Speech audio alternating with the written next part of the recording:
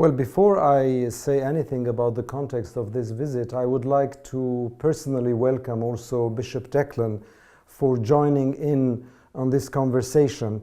It is wonderful that, having just come back from the Holy Land, it's only been a month roughly, with all the impressions and observations, some of which you have already shared with me over the phone, I thought it would be wonderful if the two of us just have a conversation about what you saw, why you saw it, and what impact it had on you personally, but also, I suppose, institutionally, since the Holy Land coordination is also part and parcel of the mandate of the work of the Catholic Church. So it's a delight to have you here, and we'll try to talk ecumenically, we'll try to talk politically a little bit, we'll try to find out what negative impressions and what positive impressions you bring back from all those meetings that you had in the Holy Land. Thank you, Harry. It's good to be with you. It's my second trip to the Holy Land, and I went with an open mind, but with a sense also of solidarity, not only with the Christian communities for whom we were certainly there to support them, but also for the wider community as well. And the big impression that was made on me this year was my visit to Gaza City. Mm-hmm. I think wherever people's dignity is under attack, I think it's important that we as a Christian community speak out and identify with them and speak out on their behalf to those who have power and influence. But not only about the Christian community, but the wider community as well in Gaza City. It was said to us, don't go back and say that Christians are persecuted in the Gaza City, because we as Palestinians are in this together. And if we're suffering, it's not just the Christian community that's suffering, it's the wider community that's suffering.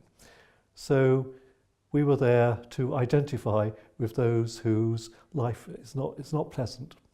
That's the impression I got, that life was not pleasant. A lot of people were talking about how difficult life is. Now, I must make a confession, and what better than to do it to a priest in the church, that I haven't been to Gaza for a number of years.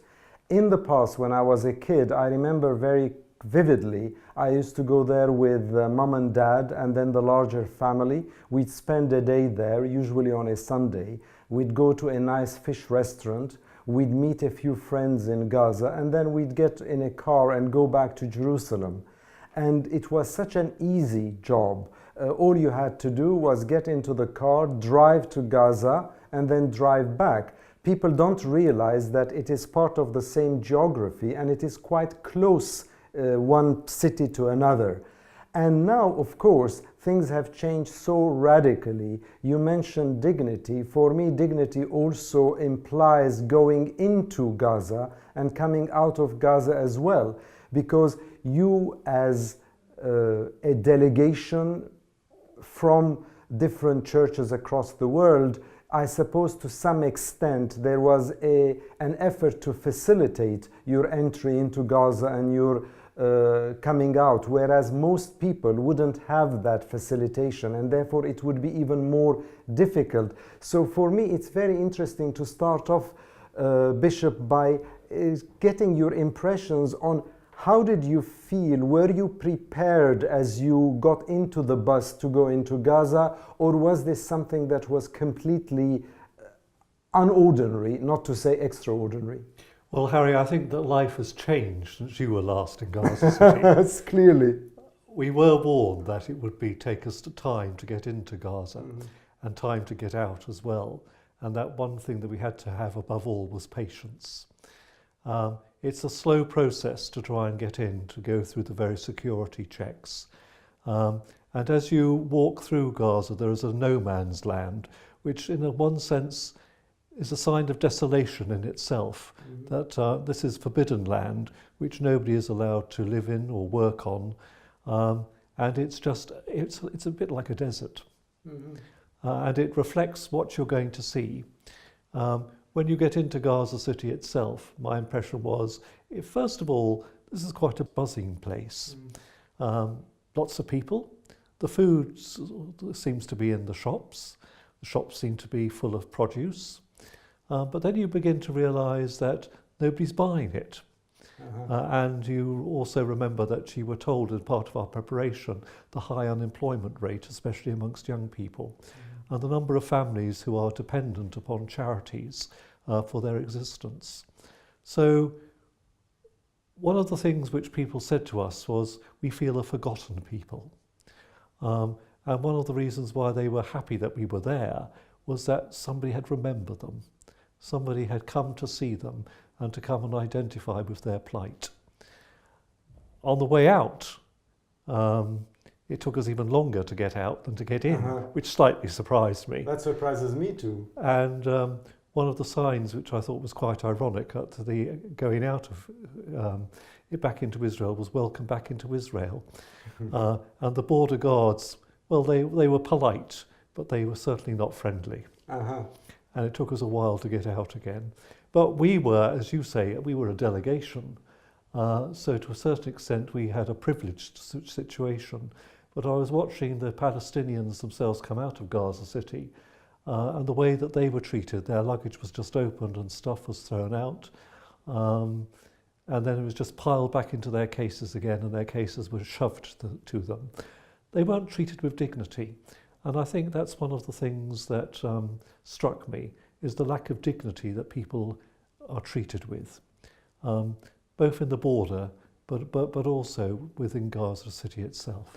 It's interesting, Bishop, because you mentioned dignity, and that's a word I think we will keep coming back to in this conversation, because it's the same word that started all the uprisings in many of the countries within the MENA region. But before we talk about dignity, you said something which also struck a chord with me, because it is so true. When you said that people thanked you for going to Gaza, for making that extra effort, clearly it would have been so much easier for you just to go to the normal stations, to visit some Palestinian institutions, some Israeli institutions, get another viewpoint of the conflict, and then leave. But you did make that extra effort, and people were happy that you remembered their plight. And that's a word that you just used. Now, of course, Gaza is horrible in the sense that it is a cage. People hardly can get out or get in. Foreigners have it a little bit easier, but most of the residents of Gaza can't move out of Gaza. It is such a long procedure to do that. And what you said also struck a chord, because I've heard so many people say that you go in, you see it buzzing with activity, you see the vegetable stalls, and you think, well, this is not too different from any other Oriental or Middle Eastern bazaar or souk. But the people are deeply traumatized. They have poverty, they have unemployment, there are always bouts of violence. There are tensions within Gaza itself, let alone with the outside world. So since you decided to take on the responsibility of sharing their plight, how did you react with the different meetings you had? Now, I know you went to the Latin Catholic Church. I know that you also saw other religious people, but surely it was a bit broader than just going and visiting a church. It was. We went to see projects that give hope to people. Because I think hope is something that people need. And when we said to people, there doesn't seem to be a great deal of hope here, they said, we've got to have hope, because if we don't have hope, then life's not worth living. And one of the things that we went to see was a project which was there to train young boys in carpentry and metalwork in order to give them skills for life, skills which they could use for their employment. The sad thing is, once they're trained, many of them can't find jobs. We also visited a children's home, and we visited a school for the deaf. And these are projects which give people hope because they feel they're wanted. But one of the images I have is a little girl who was lying on a mattress, just crying her eyes out, and nothing you could do would console her. And I thought that in some ways is a symbol of the wider community here. That is a powerful symbol. I agree with you. I also understand that when you were in Gaza, you met with some representatives of different non-governmental organizations one evening, and you were sat around different tables and talking to them. Now, clearly, they all have those organizations work there. Most of the people live in Gaza. Therefore, they're well acquainted with the situation there and with the difficulties that they encounter day in, day out. I'm bringing this in because in a former life, as you know, I was with the Middle East Council of Churches. And in Gaza, the Middle East Council of Churches is a huge humanitarian work that they do alongside other organizations such as CRS, Catholic Relief Service, and others as well. This brings me to something which is very important for me and which you raised at the beginning of this conversation we're having when you said you went there but not only to meet with the Christians. Those people would know that 99 point something of the Gaza people are Muslims. Palestinians but Muslims. The Christian community has dwindled so much that there are hardly a few hundred. I don't know if they go over 1,000 these days when you put both the Orthodox and Catholic communities together. So in a sense, they're almost an anomaly in the middle of a huge, tiny, cramped strip of land. Did you feel that? Did they convey that image, or is that sense of solidarity amongst Palestinians still there, be they Christian or Muslim? There was a sense of solidarity amongst the people because they were Palestinians. Yeah. And there was that, we were often told that Christians and Muslims work and study and live happily together. And it was going back to an earlier comment when it was said to us, don't go home and tell them that the Christians are being persecuted in Gaza. Yes. Because it's the whole population that's suffering, not just the Christians. And to use the word you used a little while ago, it was described as a cage, that we live in a cage, and it's a difficult cage to get out of. And now also the tunnels are closed from Egypt. It's made them even more sort of feeling cut off from the wider world. That was Gaza, but Gaza was not the only focus. It was a powerful focus for a variety of reasons, perhaps because the needs in Gaza are so pressing, but also because most of the people, when they talk in the context of the Israeli-Palestinian conflict, they talk about the West Bank, Jerusalem, Israel, and the issues surrounding the ongoing and unending negotiations between the two parties in search of a resolution to the conflict. But after Gaza, you also briefly had some meetings within the 1967 borders of Israel, and then you went into the West Bank, where you also had some important meetings, and I believe, again from our phone conversations since you've been back, a few other observations that have left their mark on you. I think two more images of women. Aha. One was a student at Bethlehem University who said she was proud to be a Palestinian. And she said you have to have strength of character to be a Palestinian, but she was proud of being so and proud of her culture.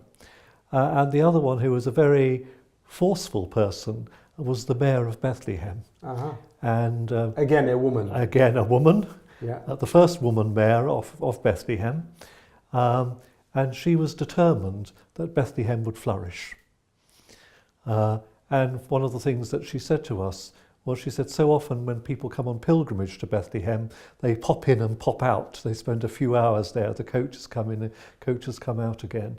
But she said, I want people to stay. I want people to stay a few days in Bethlehem, just to experience the culture of the place, the life of the people. And she, like the student at Bethlehem University, was very proud of being a Palestinian and very proud of Bethlehem. That sense of pride, I felt it time and time again. And the more difficult the circumstances, the stronger the sense of pride is in one's own ethnicity and background. It's It's interesting you say about going in and coming out and not really doing much else. This has been a grievance that I've heard often enough, that people are put into buses, and again, some of our viewers might not know that they have to cross another checkpoint coming from Jerusalem into Bethlehem, and then they just go to a couple of places. Oh, this is the Church of the Nativity, where tradition tells us that Jesus was born, then a couple of other places, and they come out. Now, you're bucking the trend in a sense, because first of all, I understand that you chose as a delegation to stay in a hotel in Bethlehem rather than always flitting back to Jerusalem. And my moment of glory is that it was an Armenian hotel in the heart of Bethlehem It was indeed, Harry. But we kept going backwards and forwards between Jerusalem and Bethlehem. But one of the surprising things was the students at the University of Bethlehem who had never been to Jerusalem. It's almost incomprehensible that the two places could be so near to one another, and yet these young people had not been to Jerusalem, nor had young people of Jerusalem been to Bethlehem. And when you say near, Bishop, we're talking about only a couple of miles separating Bethlehem from Jerusalem. We're not talking about 50 miles away. No, very, very close to one another, almost indistinguishable. Yeah. But the wall that you have is certainly a barrier to prevent communications between the two peoples. How did you react to two things? Let me put it this way. As a man of the cloth, as a priest, you went to Bethlehem, which is supposed to be one of the most important places within our Christian tradition. But it is a place that Muslims also in Palestine respect and revere. How did you feel going into the Church of the Nativity? What reactions did it give you? And I'll let you in on a little secret. I have always questioned myself why I do not feel those emotions when I go into the Church of the Holy Sepulchre in Jerusalem, but I do feel those emotions when I go to the Church of the Nativity in Bethlehem. Yeah. It's bizarre, but did it mark you in some particular way, or was it, oh yes, I know of this place, it's nice to see it, it's a bit derelict, although they've done some repairs. Did it leave you unmoved, or did it move you in any one sense? And so I want to ask the question again in a few minutes. How did the wall, what I call the ugly separation wall, how did that seem to you? Because I know what Palestinians think. They think it's an impediment. Israelis think it's security for them. How did you see it, perhaps with all the graffiti on it? Well, the wall itself, as you say, is covered in graffiti, and in one way it's a work of art. Yes. And people were taking photographs of it for the artwork.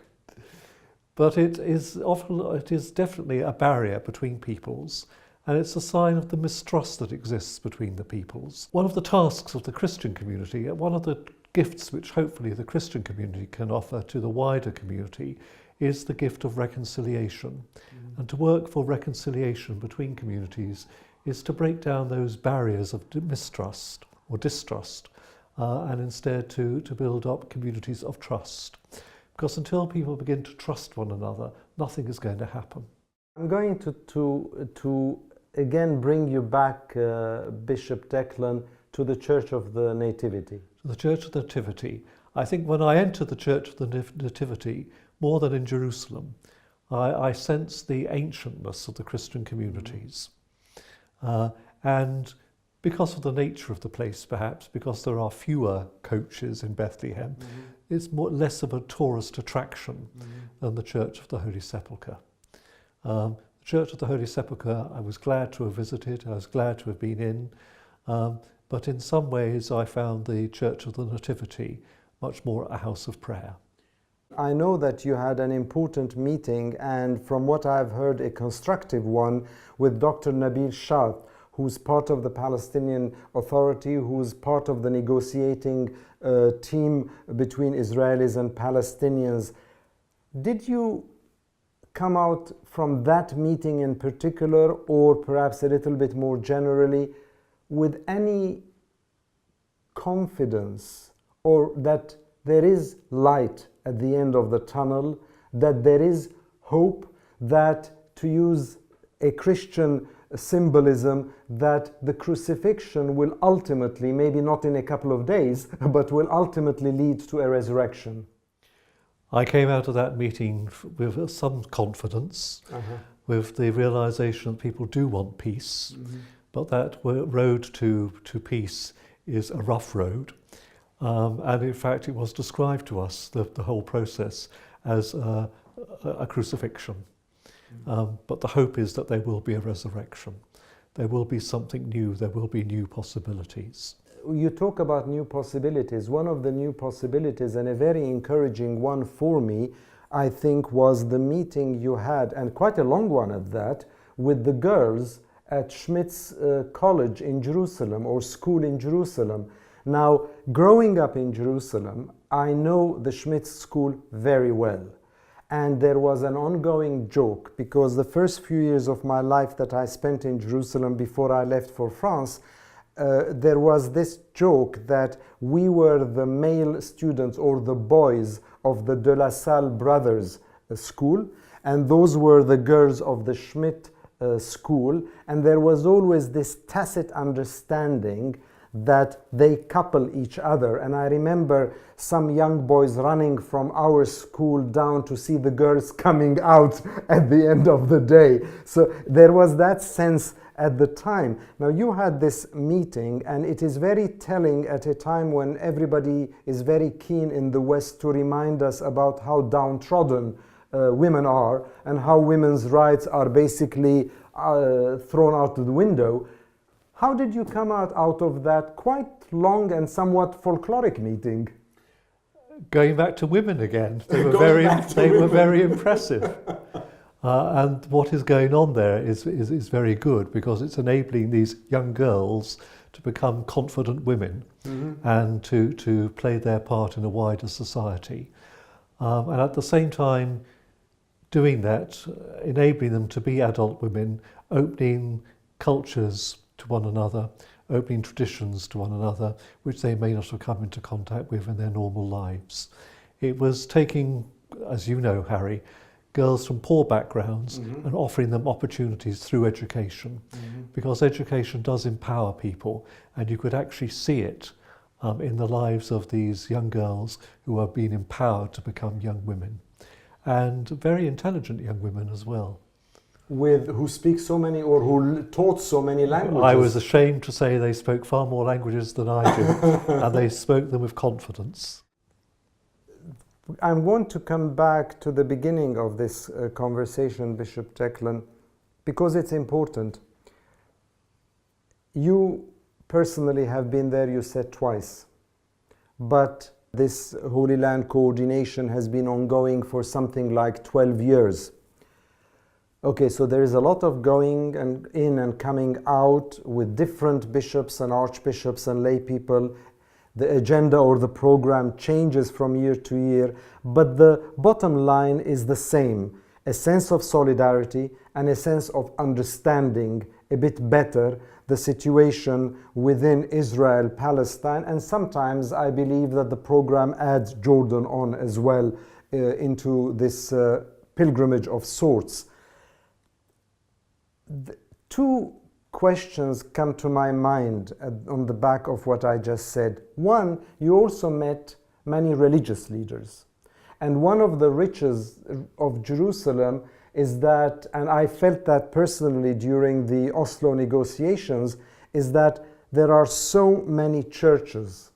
There are 13 officially recognized denominations, and there is a lot of real estate in the old city of Jerusalem that belongs to those churches with its three patriarchates: the Greek Orthodox, the Armenian Orthodox, and the Latin Rite Catholic Church. My first question is, how did those church leaders or church representatives, the priests from Beit Jala, Beit Sahur, Bethlehem, Ramallah, Jerusalem, Gaza, How did they themselves convey? Because a priest is supposed to be a harbinger of hope in times of adversity. But sometimes I've heard priests talk in far more pessimistic terms than I as a layperson would speak. Did you feel that sense of hope still in their hearts, or are they more realistic and pragmatic than that? I think they're realistic and pragmatic, but still a people of hope. That perhaps that hope is not as strong as in everyone, but it's still there. And one had that feeling with the Christian leaders that they were leaders. They had a care for their communities, and they were trying to lead them along a way which would be respectful for themselves and for others. And I think the other thing which I always think about when I go to the Holy Land is how ancient these Christian communities are. They're not imports, they are the bed of Christianity.